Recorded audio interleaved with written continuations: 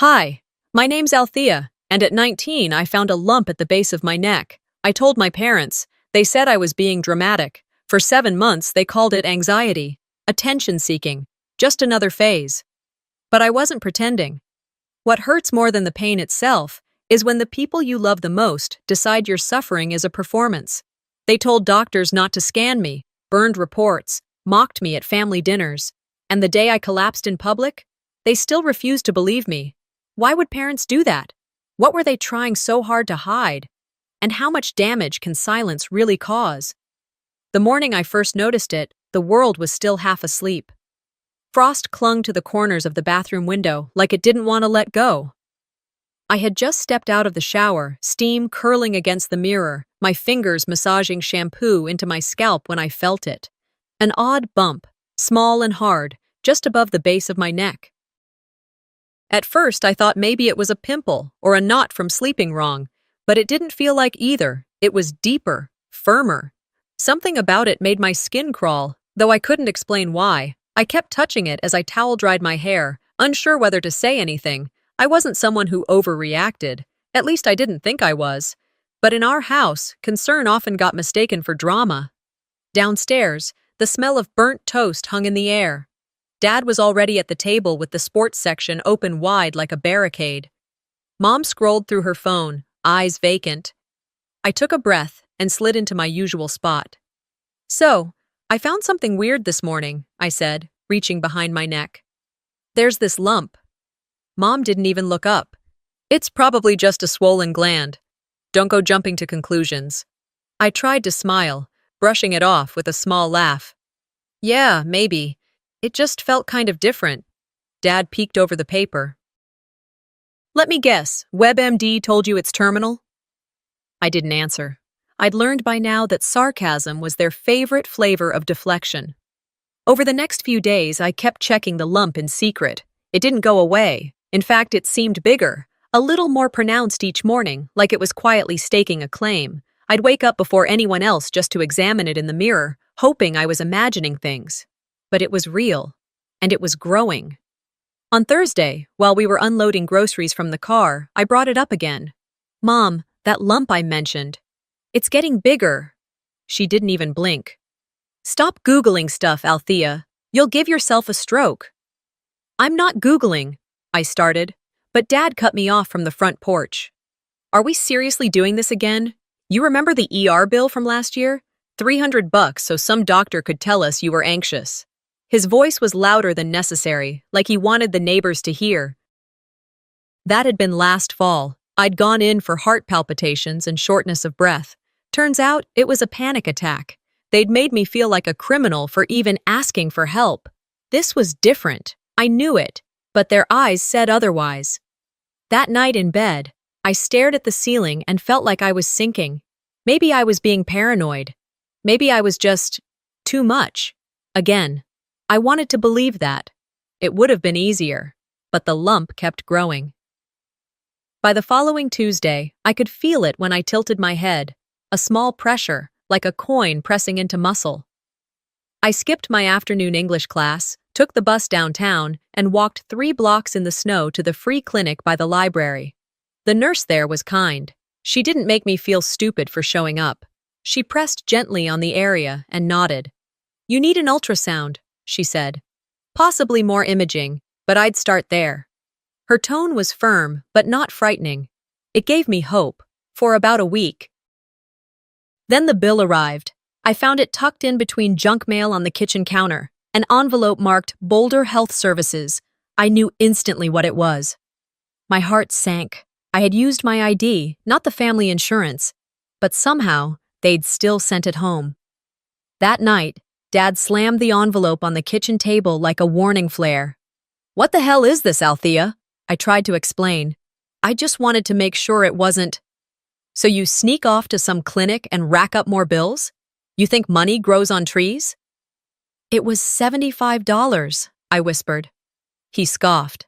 "75 now. What's next? MRIs? Surgeries? You think we're gonna foot the bill every time you get a tickle in your throat?" Mom watched silently, her arms folded, not meeting my eyes. He walked over to the fridge, grabbed his keys, and came back. Gas card's cut. Joint account. Locked. You want to waste money on drama? Earn it first. My breath caught. He wasn't yelling anymore. That was worse. The cold finality in his tone made it clear this wasn't just about money. Later that evening, I stood by the window watching snow collect on the streetlights. The kitchen behind me was dark. My fingers absent-mindedly touched the lump again. Still there. Still growing. I remembered what the nurse had said about early detection, about the importance of not waiting.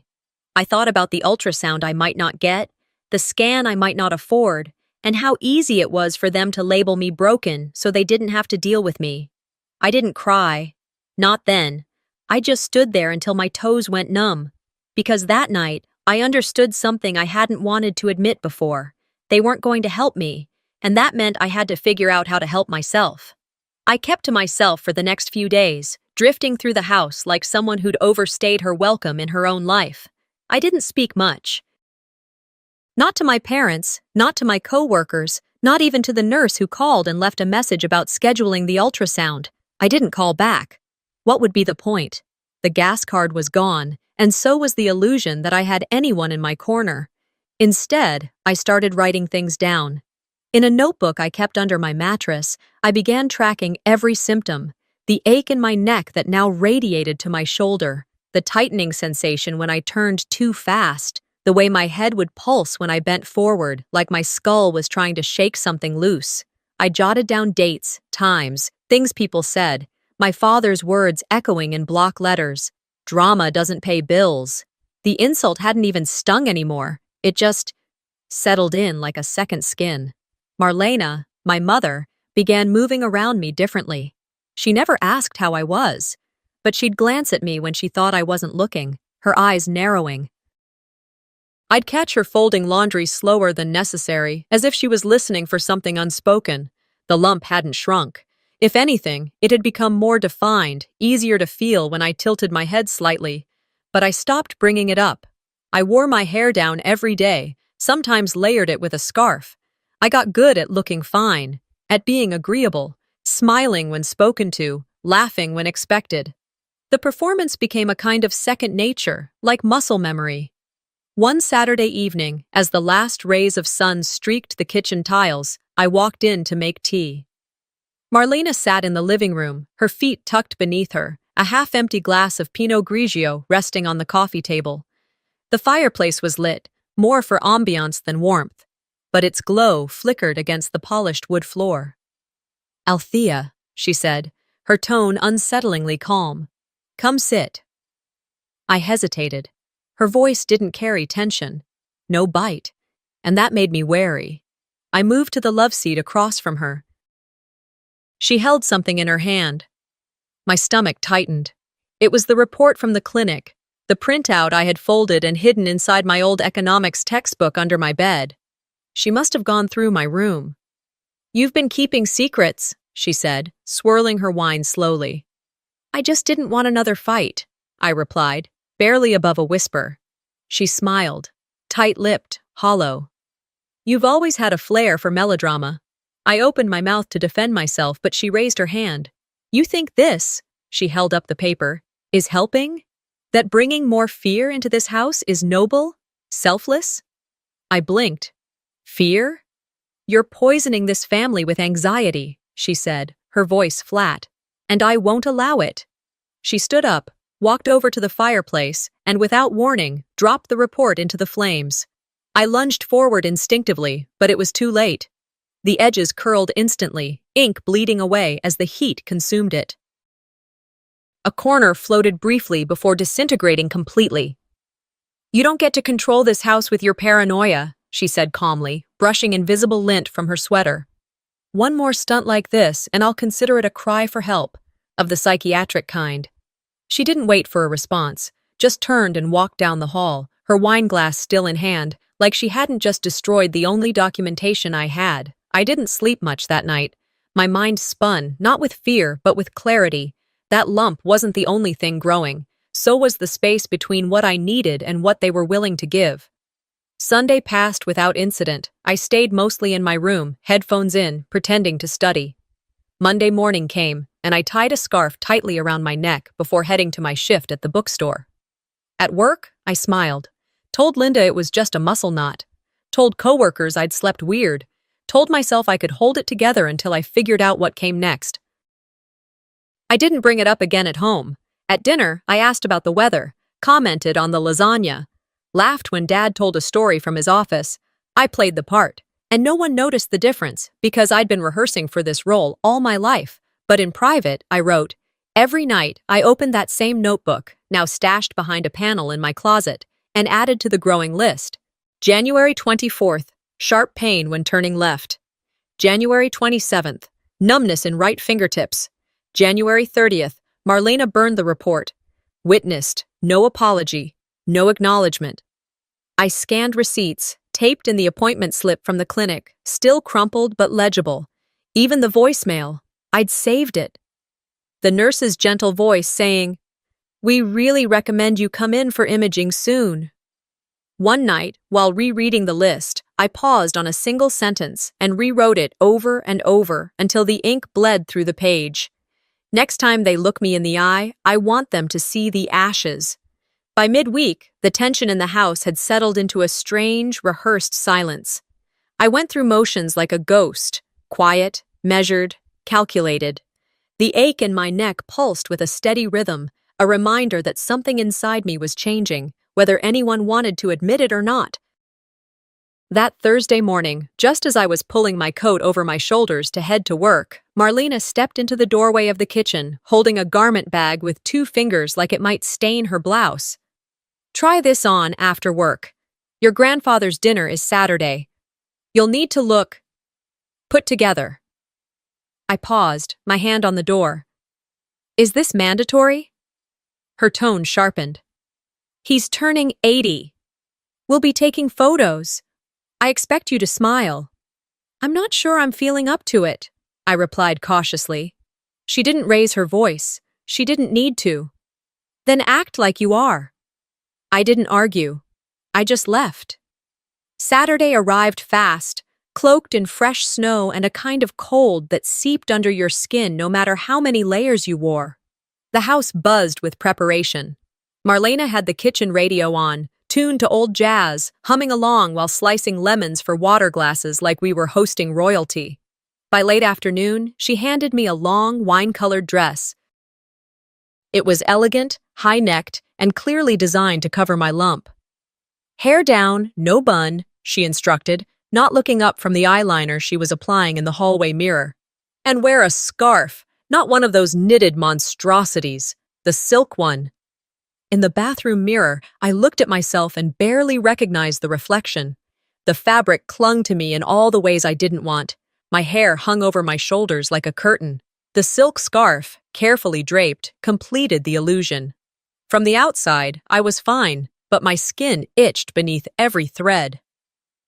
We arrived at my uncle's house just after 6. The place was warm, loud, and filled with the smell of pot roast and candles. Dozens of family members I hadn't seen in months greeted each other with shrill joy and long, forced hugs. I found a seat at the far end of the dining table.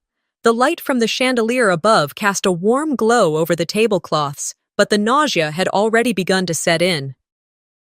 I pressed a hand to my stomach, hoping no one noticed. "You look thin, sweetie," my Aunt Marlene, yes, another one, commented from across the table. Before I could respond, my mother's voice cut in smoothly. "Althea's just watching her carbs lately." I stared at my plate. My father chuckled from the other end. "We've raised a whole generation of glass flowers. Can't even sit through a dinner without wilting." The room laughed. I didn't. Halfway through the main course, I stood up, mumbling something about needing the restroom. My head was swimming, and every step felt like walking through molasses. I turned the corner toward the hallway, and everything blurred. The next thing I knew, I was gripping the wall, trying to stay upright. "Althea!" My mother's voice hissed. A moment later, she appeared, grabbing my elbow and guiding me into a nearby storage room. The door shut with a click behind us. Her face was tight, controlled. You need to pull it together. I swayed slightly, my breath catching. I'm trying. I don't feel. I don't care, she said. Smile or leave. I will not have you ruin this family's name over one of your episodes. My voice cracked. You care more about appearances than my life. The slap came so fast I didn't register it until my cheek burned. It wasn't loud, just precise. My ears rang. She straightened her scarf, adjusted the bracelet on her wrist. Wipe your face, fix your lipstick, and get back to your seat, or leave now and don't come back. I left. I didn't say goodbye. Didn't wait for a ride. I walked the 2 miles home in thin heels and a dress that clung to my ribs like a secret. The wind bit at my legs, but the cold was easier to bear than sitting through another moment pretending I was someone I wasn't. 2 days passed before I could speak more than a sentence at a time. I stayed in my room, headphones on, letting Billie Holiday hum me back into something resembling calm. Tuesday morning, just after I dragged the trash cans to the curb, I noticed a piece of paper sticking out from the side of the mailbox. It wasn't folded like junk mail, and it didn't have a stamp, just my name, in shaky cursive. I looked around, no one in sight. Snow lined the edges of the sidewalk like a frame. I pulled the letter out carefully, unfolding it slowly. I saw what happened at the party, it began. I used to be a nurse. That lump's not normal. If you need help, knock on the green door across from yours. House 24. There was no name, just the house number. My hands trembled, not from cold, but from something sharper. The feeling that someone saw me, really saw me. I stood there for a long time, the letter warm in my pocket, my heartbeat louder than the wind. I kept the note tucked inside a sock drawer, wedged between thick wool and an old birthday card from my aunt. I didn't look at it every day, but I knew it was there, like a candle I hadn't lit yet. I wasn't ready, not yet. The week trudged on. Work hours blurred, and the lump throbbed with a dull, steady rhythm. I wore scarves daily, even indoors, claiming the cold bothered me. It was easier than explaining the truth, easier than facing the conversations I knew would go nowhere. Mid-February had brought a relentless chill to Boulder, and Saturday came coated in a soft layer of snow that shimmered in the morning light. I arrived early to the bookstore, keys jingling in gloved fingers as I unlocked the front entrance. The world felt still, like it was holding its breath. I stocked the cafe fridge, wiped down the front counter, then moved to the fiction section to reshelve returns. Around 10, light flurries began to fall outside the storefront windows, dancing between passing cars and bundled-up pedestrians. By 11, the headache returned. Not a sharp one, more like pressure, building steadily behind my left eye. I blinked a few times, hoping it would fade. It didn't. I reached up to adjust my scarf and felt a jolt of pain shoot down my neck. My knees locked. I steadied myself against the bookcase, gripping the shelf until my knuckles turned white. Althea? Linda's voice floated from the register. I'm okay, I called back. Just need a sec. But I wasn't okay. My balance faltered. The floor beneath me seemed to tilt, and before I could speak again, the light overhead fractured into 1,000 spinning dots. I reached for something, anything, but my hand met air. Then everything dropped out from under me. The next thing I registered was cold. Not just cold, biting, wet cold seeping into my coat, my dress, my skin. I was outside. How had I gotten outside? There were voices, footsteps crunching on snow, someone shouting, "Call 911!" Another voice closer to my ear. "Ma'am, can you hear me?" I tried to speak, but my mouth didn't respond. I wasn't alone. For the first time in months, people were moving for me, not away from me, not against me, but toward me. A woman's hand found mine, warm and sure. "You're gonna be okay. Stay with me." The wail of the ambulance siren arrived like a lifeline, faint at first, then closer. The sky above me blurred, grayed, twisted, and then I was gone again. When I came to, fluorescent lights blinked overhead, and antiseptic filled my nose. I was lying on a hospital gurney, partially propped up, wires tracing from my arm to a monitor nearby. I tried to turn my head, but pain surged instantly. The lump was hotter than ever. A soft beep brought my gaze back to the side, just as a nurse entered, clipboard in hand. But it wasn't just her. My parents were there. My mother stood near the foot of the bed, arms crossed, lips pursed in that familiar expression of disappointment. My father stood near the window, speaking to a man in scrubs. "She has a history," Marlena was saying. "Emotional exaggeration. It's happened before." I opened my mouth, but my throat was too dry to speak. The nurse looked uncertain. "She collapsed in public. There's record of a prior clinic note recommending imaging." My father stepped in. "We'd like to delay further testing. She's had anxiety episodes in the past. We don't want her exposed to unnecessary scans without a second opinion." "I didn't faint," I whispered, barely audible. But no one turned. No one looked. Protocol held. I was listed for observation, fluids, and basic blood work. Imaging was withheld. They discharged me 3 hours later with a diagnosis of fatigue and dehydration. No scans, no answers. Back home, Marlena closed the car door with one firm motion. She didn't speak until we were inside. "I won't have another scene like that," she said, slipping off her coat. "Do you realize how humiliating that was? Collapsing like that in front of everyone? Again?" I lowered myself onto the couch, head pounding. "I didn't collapse on purpose." Her voice sharpened. "You're making this family look unstable. If you need attention, say so, but don't play games with hospitals." I turned away. That night, long after the house had gone quiet, I sat cross-legged on the floor, pulling open the sock drawer. I held the letter from House 24 again, rereading the shaky words under the lamp's glow. Someone saw. Someone believed me. And yet, I hadn't gone. I set the letter on the nightstand and pulled my notebook from the closet, flipping past pages of symptoms, dates, phrases overheard. On a fresh page, I wrote in capital letters, Plan B. Underneath, just one sentence, "They don't want me to get better." I didn't wait long. 2 mornings after scribbling Plan B in my notebook, I woke with a fresh wave of nausea that rolled through me before I even swung my legs off the bed. My balance was worse. I'd always felt like something inside was off, but now, it felt like my own body was running out of time to whisper and had begun screaming. By noon, the dizziness had escalated into something I couldn't fake my way through. I was shelving books at work when my vision began to tunnel. I gripped the shelf to steady myself, blinking rapidly, but the words on the spines blurred like watercolors. My manager, Linda, noticed immediately. "You don't look well," she said gently. "You want me to call someone?" I shook my head. "No," I whispered, steadying my breath. "But I think I need to go back to the ER." She didn't question it. By 2 p.m., I was in a wheelchair, wrapped in a thin hospital blanket, being pushed through a corridor that smelled like sanitizer and stale coffee. My mother was already in the waiting area when I was brought in. My father arrived 15 minutes later, talking on the phone about a supplier delay at his office, sounding more annoyed about a shipment than about me. When I was moved to a triage room, I could hear them arguing quietly outside the curtain.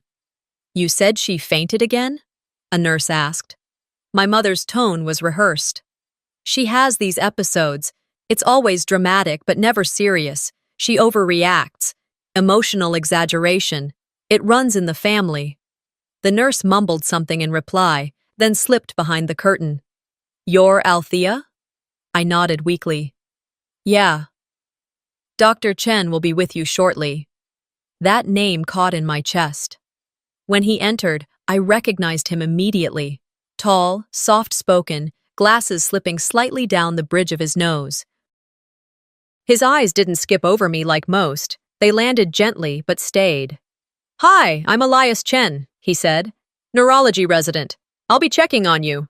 He introduced himself to my parents with the same polite tone, but I saw the subtle shift in his gaze when my father interrupted his introduction to remind him we didn't authorize imaging. "Yes, I understand," Dr. Chen said calmly. "Let me check a few things first." Once inside the exam room, he pulled the curtain closed and gestured toward the bed. I climbed up slowly. He washed his hands, pulled on gloves, and began his checkup without small talk. When he pressed lightly near the base of my skull, I winced involuntarily. His eyes flicked up. Too much? He asked. I nodded. Dizziness? Nausea? Both. He paused.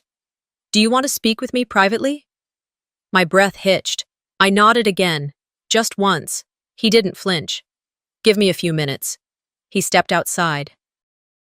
I heard him politely ask my parents to give him some space for a neurological screening. It worked. Their voices faded, then the door clicked shut. Inside that room, with just the hum of fluorescent lights between us, he pulled up a chair. I'm going to ask you a few questions, he said. But his voice wasn't clinical. It was quiet. Personal. I didn't look at him as I whispered, There's a lump. It's behind my neck. They won't let me get it checked. He was silent for a few seconds. Then, How long? 7 months. He took a slow breath. You haven't had any imaging? They say it's all in my head. He didn't respond with pity. He didn't start typing into a chart. Instead, he leaned forward slightly. You don't need permission to be taken seriously, he said. The words hung there like a lifeline.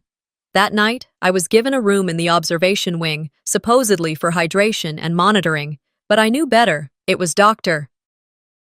Chen who kept me longer, who entered an MRI request under his own discretion, coded for neurological compromise with progressive symptomatology. It was done in silence. No announcement, no parental input.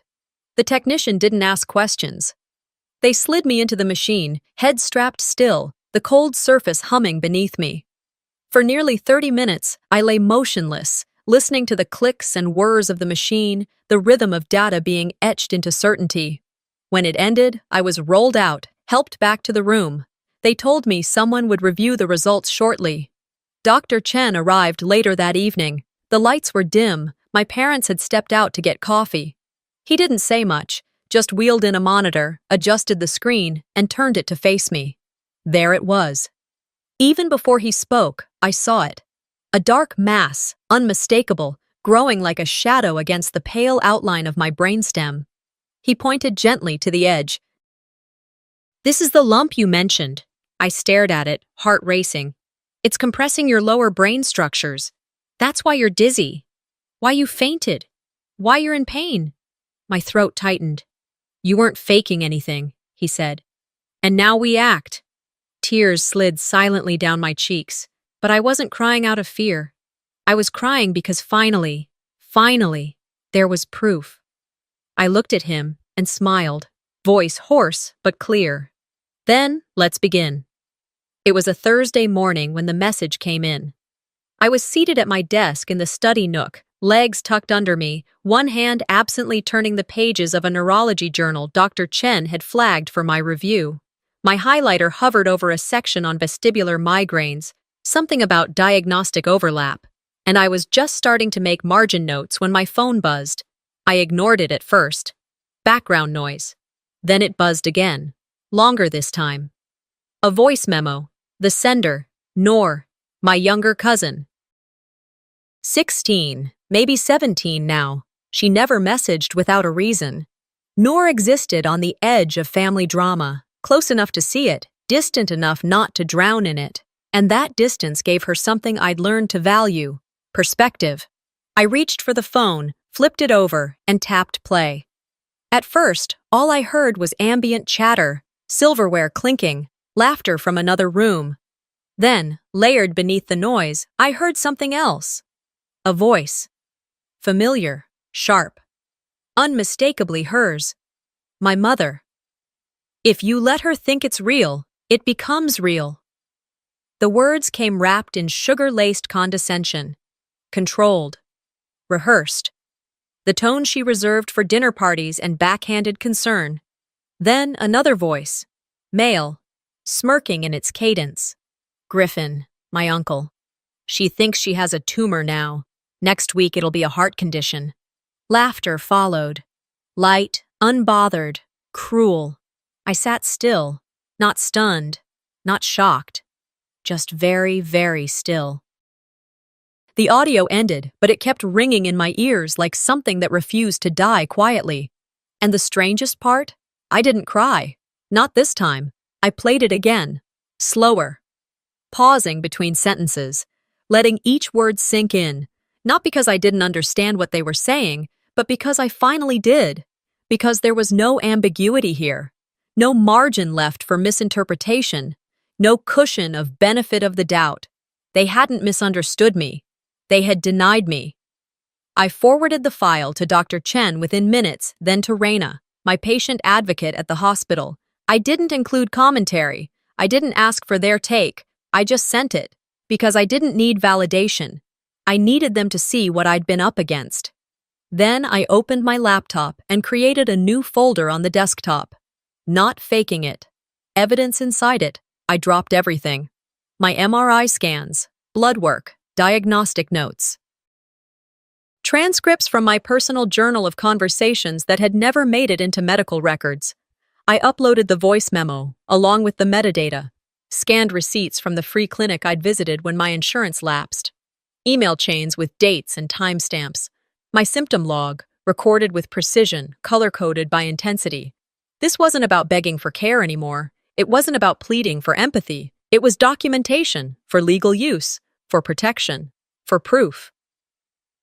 That evening, my parents showed up for my follow-up with Dr. Chen, uninvited. I met them in the hospital lobby, standing by the blue faux leather chairs next to the check-in desk. Marlena, my mother, spotted me first. "We'll come back with you," she said, already moving toward the elevators. "No," I replied. She blinked, confused. "What?" "You're not coming in with me." Her tone sharpened, like a switchblade suddenly unsheathed. "You don't make the rules, Althea." "This isn't about—" "You've made your statement," I said, steady. "Now it's my turn." She took half a step back. My father stood beside her, silent, unmoving. Dr. Chen arrived just then. He glanced at them, then at me. I nodded. He didn't need further context. Inside the exam room, it felt like something in the air had shifted. Not tension, truth. Finally given space to breathe. He handed me a paper from the hospital's legal department. A contact, someone for patients who believed they'd experienced systemic neglect. I took the paper and folded it once, then twice. I didn't hesitate. 2 days later, I met with Reina again, but this time, it wasn't just advocacy, it was a record. We sat in her small office tucked near the end of the hallway. The blinds were drawn, sunlight bleeding softly across her desk. Her eyes scanned the printouts I brought, the flash drive I slid across the surface. "They've deliberately blocked access to your care," she said quietly. I didn't blink. "This recording adds a different layer." I nodded once. Calm. "There's more," I said. "Everything's organized by date." She paused, looking at me longer than usual. "You've been preparing for this." "No," I replied, my voice clear. "I've been surviving. This is different." That night, I skipped dinner. I stayed in my room, the overhead light off, headphones on. I reread the transcript I'd typed from the audio, every word spaced clearly on the page, each sentence printed on its own sheet, front-facing, centered, not for drama, for impact, for truth. I placed them in a manila envelope, marked the front in black permanent ink. For the day they tried to deny it all. I locked it in my desk drawer, not for vengeance, for remembrance, for justice. At 9:12 p.m., my phone buzzed again. "Noor, you okay?" I stared at her message, then replied, "I'm more than okay. Thank you. That recording, you don't know what it meant." Her response came quickly. "I think I do, but be careful. They're talking." I stared at those words. They're talking. Of course they were. I closed the chat, turned back to the screen, opened the audio file once more. Let it fill my ears, not to hurt me, not to haunt me, but to remind me. This was never my imagination. This wasn't anxiety. This was real. I saved another copy to an external hard drive, then another to cloud storage. I labeled each version with the date and time. Then, I pulled out a second flash drive and placed it in the box beneath my bed, the one labeled emergency. Inside were my medical directives, my ID copies, and now, this. I sat on the floor for a while, not doing anything, just breathing. Then I whispered aloud, not for drama, not for echo, but for clarity. Now they don't get to speak for me anymore. And I meant it. For the first time, I didn't need to defend my voice, I just needed to use it, and I would. Deliberately, irrefutably, unapologetically, one page, one file, one truth at a time. The backlash didn't take long to land. It rarely does when silence is your family's favorite currency, and someone like Noor dares to break it. It was Sunday afternoon when she called. I'd just finished folding laundry, watching steam curl from the mug beside me, when her name lit up on my phone. I answered quickly, but didn't expect the sound that greeted me, raw sobbing, half-choked. "They cornered me at brunch," she whispered between shaky breaths. "Your mom and Griffin, they said I doctored the recording." I sat up straighter. "They what?" "They said I manipulated the file, that I was spreading poison through the family, and my dad, he's furious. He said I embarrassed us." My chest tightened. "Noor, you didn't do anything wrong." She took a breath, trying to steady herself. "They want me to apologize, publicly. Say it was a mistake, that I misunderstood what was said." "What did you tell them?" A pause. Then, stronger. I told them, "You're not protecting a family. You're protecting lies." I closed my eyes for a moment, overwhelmed by a surge of both pride and sorrow. She was barely 16, and she was standing taller than adults who should have known better. "I'm so sorry," I said. "Don't be. I knew what I was doing." Her voice steadied further, like her fear had turned to clarity mid-call. "But you need to be careful. They're talking about getting ahead of this, trying to control the narrative. That's how they put it." Of course they were. After we hung up, I sat in silence, listening to the hum of the dryer. The same machine that had spun my shirts for years now sounded like a war drum in a quiet house. Noor didn't deserve to be the one taking hits for truth. But her courage pushed something deeper into focus. The time for quiet was over. 2 days later, just as the afternoon sun dipped behind the bookstore's awning, I stepped out from my shift to find Nurse Raina waiting by the bench near the bus stop. She wasn't in scrubs today, just jeans, a windbreaker, her hair pulled back into a loose braid. I approached cautiously. "Is something wrong?" She smiled, soft but serious. "No, but I have something for you." She reached into her tote and handed me a manila envelope. "I shouldn't do this," she said lowly, glancing around. "But I want you to have it, in case they try to make you doubt yourself again." I took it, hands steady. Inside was the full MRI report, signed, stamped, dated. The radiologist's notes were underlined. Mass consistent with prolonged growth pattern, likely compressing cranial nerve structures. Early intervention would have mitigated neurological compromise. At the bottom, in small handwriting, was a note from Dr. Chen. Documented history of delayed care. Patient presented clear symptoms. I looked up at her, throat tight. "Thank you. You deserve better than gaslight and paperwork walls." She left after that, just a quiet nod and a hand on my arm. But the envelope in my hand weighed more than anything else I carried home that night. I didn't open it again. I didn't need to. I knew what it meant. That Thursday, I met with a civil attorney, Ms. Hannah Richter, mid-40s, soft-spoken, sharp-eyed. Her office smelled like lemon-scented folders and cautious optimism.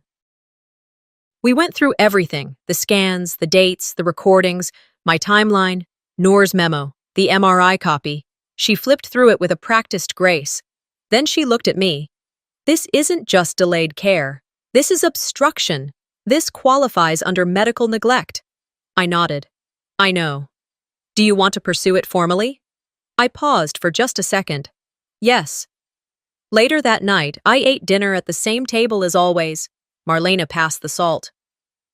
My father commented on the March weather, how unpredictable it was lately. They didn't ask about my health, didn't mention Noor, pretended the foundation wasn't crumbling beneath them.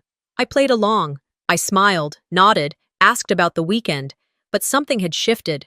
The way I sat taller, the way I looked them in the eye. The way I no longer flinched when silence filled the room.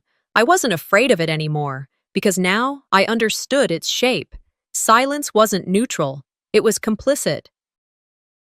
When they retreated to their nightly routine, television, wine, scrolling on separate devices, I returned to my room. I opened my laptop, double-checked every file, uploaded the final draft of the complaint. My hands didn't shake. I hovered over the submit button for only a breath. Then I clicked. The screen refreshed. Confirmation. Filed. Documented. Official. I closed the lid, leaned back in my chair, and whispered to the quiet.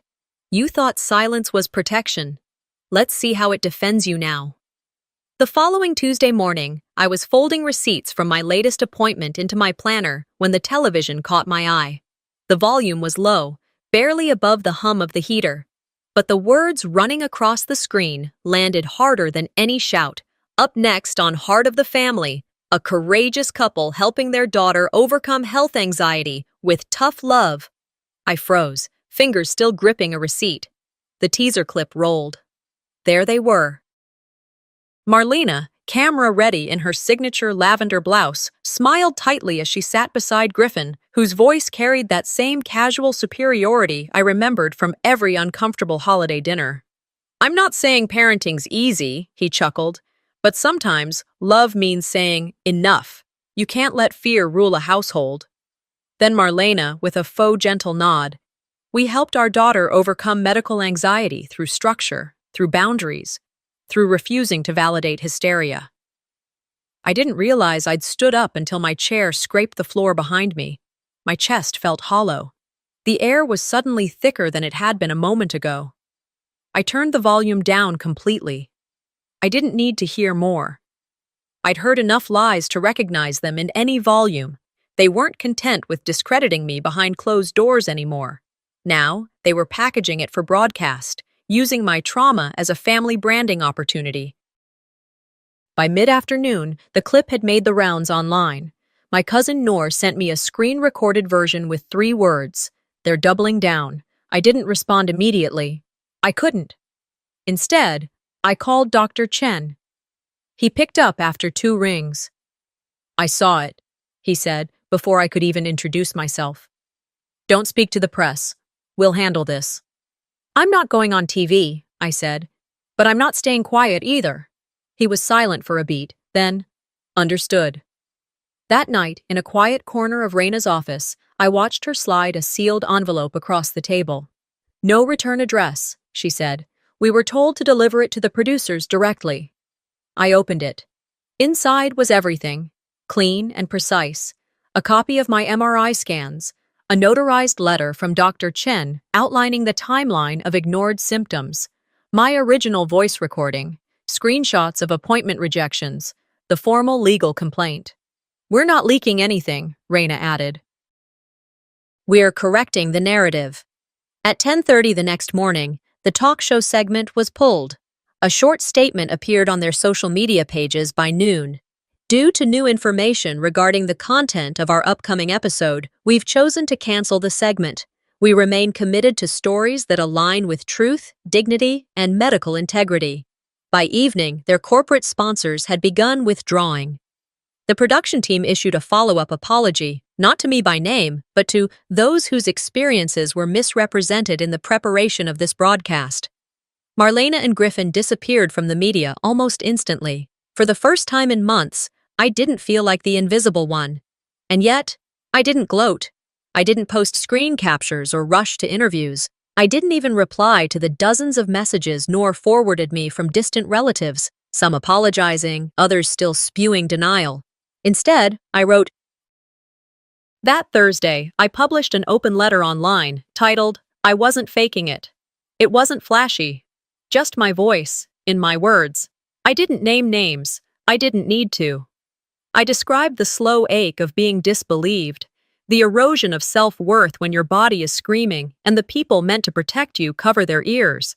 I explained what it meant to grow up learning that illness equals weakness, that help is conditional, and that silence is safer than truth, until it isn't.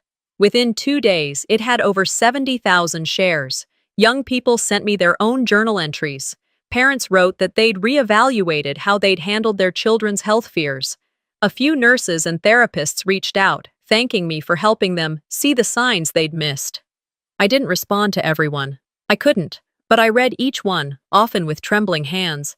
It wasn't vindication I wanted, it was acknowledgement. And now, I had it.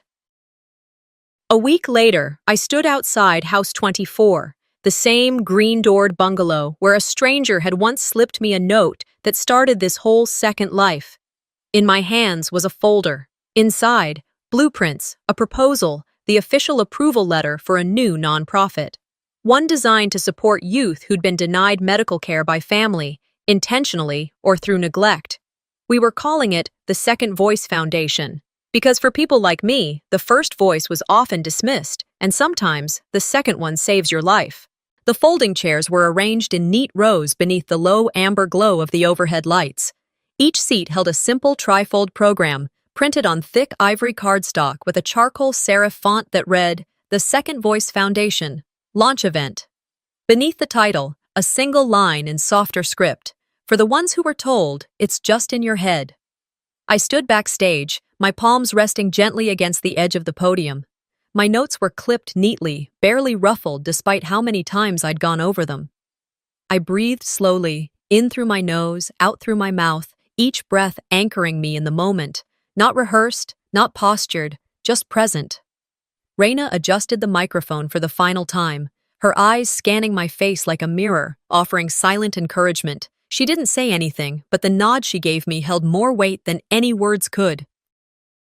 Noor was already seated in the second row, her posture calm, hands folded delicately in her lap, her expression a steady kind of focused. She looked older than when I'd first met her, maybe not in age, but in truth. There was a quiet maturity in her now that only comes from surviving something and still choosing softness. She wasn't the only one who had grown. So had I. It had only been a year, but it had felt like a lifetime's worth of letting go, of stripping away what didn't belong, a year of unlearning how to shrink and relearning how to stand, not just physically, but emotionally, legally, spiritually. The lawsuit had settled quietly in July. No cameras, no courtrooms, no final act to tidy it all up. My attorney, in his usual crisp tone, had called it a decisive outcome. Their legal team, not surprisingly, called it a regrettable family misunderstanding. The payout covered the remainder of my medical bills and the costs of launching the nonprofit, filing, licensing, early overhead. It wasn't hush money, it was seed money, and I refused to let it be framed as anything less. I hadn't attended the final mediation. I'd made the choice not to sit through another conversation where the truth was treated like something negotiable. I didn't want to be in another room where the word integrity meant something different depending on who was speaking. There was no apology, not a single call, letter, or message from any of them since the day the segment was pulled from the air. Months ago, their lawyer sent a sterile, single-sentence email. They did what they believed was right. I never responded. Not because I didn't have something to say, but because I knew that saying it would hand them closure they hadn't earned. I had stopped performing grief for people who only showed up to audit it. Now I lived alone in a small, sun-worn studio apartment a few blocks from downtown Boulder. The elevator rarely worked, and the windows didn't close all the way, so the winter breeze came in like a tenant. But it was mine. Quiet, unassuming, safe. A place where the sound of footsteps outside the door didn't make my breath catch. My left ear was gone, functionally, at least. The doctors called it profound hearing loss, which was their polite way of saying irreversible. The mild vertigo still came and went in waves, especially if I stood too quickly or turned too sharply, but I'd learned the rhythm of imbalance, learned how to sit with it instead of bracing. More importantly, I had stopped hiding the way it reshaped my life. Tonight was proof of that. The launch of the Second Voice Foundation wasn't just a milestone, it was a declaration that I wasn't going to keep surviving in secret, that my story, and the stories of women like me, mattered enough to build a home for them in the world. I peeked out from behind the curtain once more. In the front row sat a woman with shoulder-length silver hair. She raised her hand slightly when she saw me, offering a gentle wave. House 24. That's what she'd called the shelter when she introduced herself the night she sat beside me in silence, back when the world felt uninhabitable. I still didn't know her name. She'd never asked for thanks. She was simply there, then and now. I caught Noor's gaze. She gave me 2 exaggerated thumbs up and a bright grin that loosened my chest. I smiled back, the air finally making its way in again. A volunteer handed me a glass of water. I accepted it with a quiet nod, took 1 small sip, and then stepped forward just as the lights dimmed. There was no music, no staged fanfare, just silence. And me. I walked to the podium and didn't read from the full speech I'd written. The cards were there, clipped and ready, but I barely glanced at them. My voice knew where it needed to go. "I'm not a survivor because I fought back," I said, each word clear in the hush. "I'm a survivor because I stopped waiting for permission to exist."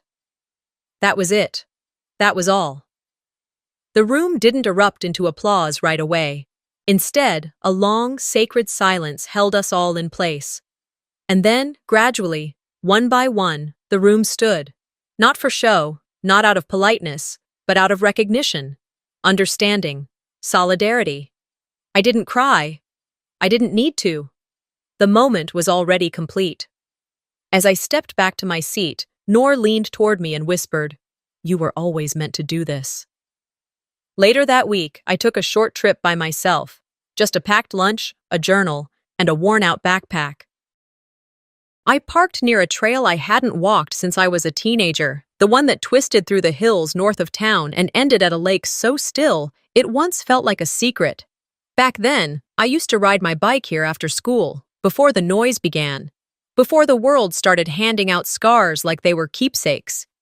I reached the lake by mid-afternoon. The breeze was cool but kind. The water glistened under a sky that didn't seem to remember what I'd survived. I stood at the shoreline for a long time. The scar behind my left ear caught the wind. I reached up, fingertips grazing the skin. It was smooth now, more memory than injury. I didn't think about courtrooms, or talk shows, or the echo of diagnostic machines. I thought about silence, the one I used to fill with apologies and second guesses, and the voice I'd grown in its place. A voice that didn't need to be loud to be true. A voice I now lived out loud. I still carry the wound, but it no longer tells the story. I do. Sometimes, the people who are supposed to protect us become the very ones we need protection from. And when truth is ignored long enough, it doesn't disappear.